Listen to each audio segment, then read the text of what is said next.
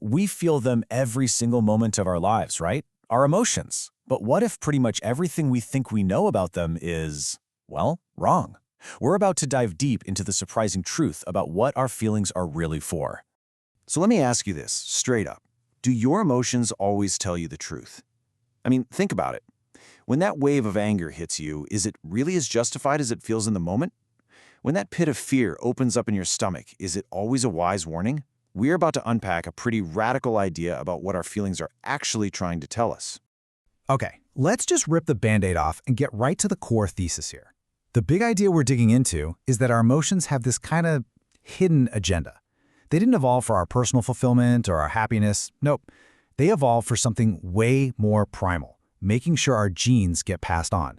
And once you see them through that lens, trust me, everything starts to look different. All right, so to really get our heads around this, we've got to first look at what emotions are actually designed to do, on a biological level. And as you're about to see, it's often a world away from what we assume they're for. So we all have this common belief, right? That our emotions are these deep, meaningful messages from our soul, these profound personal truths. But the biological reality? It's way less romantic. They aren't mystical whispers from the universe, they're an evolutionary toolkit. They're a survival strategy our bodies use for one thing and one thing only. And because their one and only job is survival, they operate with a very specific and kind of selfish bias.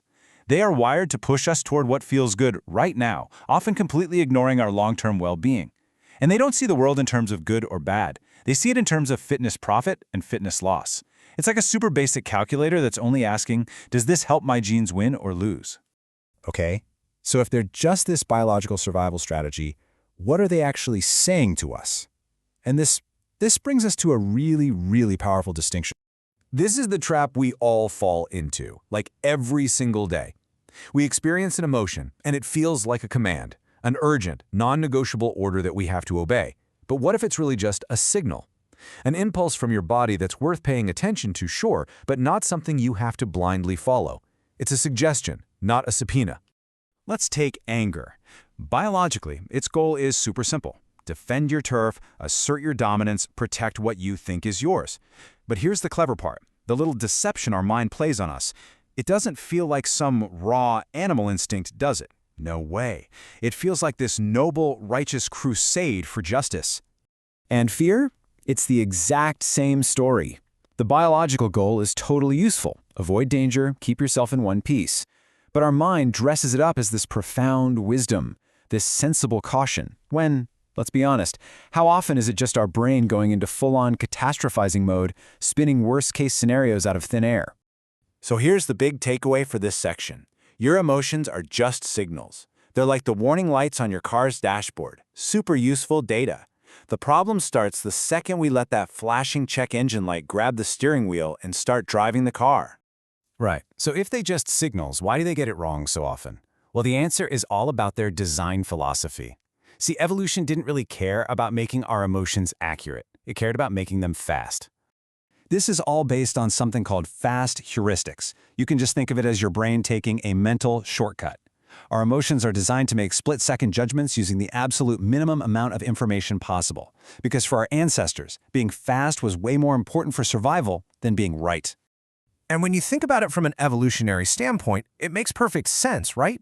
Picture one of our ancestors. He hears a rustle in the bushes. The guy who stops and goes, let me gather more evidence before I react, yeah, he's probably about to become lunch. The one who just feels a jolt of pure terror and runs, he survives, even if it was just the wind. Fear didn't need to be right, it just needed to be fast. But this design, this need for speed, has some major consequences in our modern world. First off, our emotions are literally built to overreact. That's a feature, not a bug. They also make whatever's happening right now feel like the most important thing in the entire universe.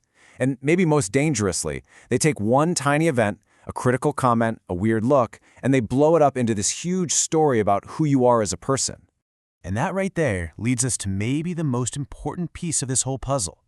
How a simple, impersonal blip on your body's radar turns into deep, personal suffering. And spoiler alert, it all happens the second your mind gets involved. And the process is so quick we barely notice it. It all starts with a feeling, right? Just a raw sensation in your body, a tightness in your chest, a flush of heat. It's just energy. But bam! Instantly your mind swoops in, hijacks that feeling, and starts weaving a story around it. And it's that story that fuels our ego and creates all the drama. And you know we all do this a million times a day. It's not just a knot in my stomach anymore. Nope, the story kicks in. He said that because he thinks I'm an idiot. The story is where all the pain really comes from. And then the story starts to grow. It's not just about this one moment. The mind starts pulling up old files from the past, projecting into the future, and suddenly the narrative becomes, it's always like this with me. And this is the final, most dangerous step. The story solidifies. It hardens into what feels like a core identity. It's no longer a feeling passing through. It becomes, this is just who I am. And that is the trap. That's the emotional bondage this is all about. Okay, so that's the problem. It's a pretty convincing trap, right? So how the heck do we get out of it? Well, the good news is there's a really powerful and actually surprisingly simple first step toward breaking free.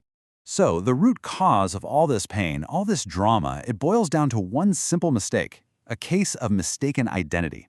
We believe, deep down, without ever questioning it, that I and my emotion are the exact same thing.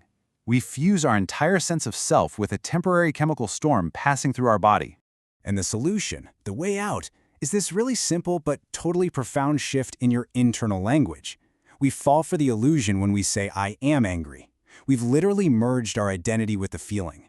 The truth, the freedom, is in creating a little space, just by noticing, wow, anger's happening in me right now. You're not the weather. You're the sky that the weather is passing through.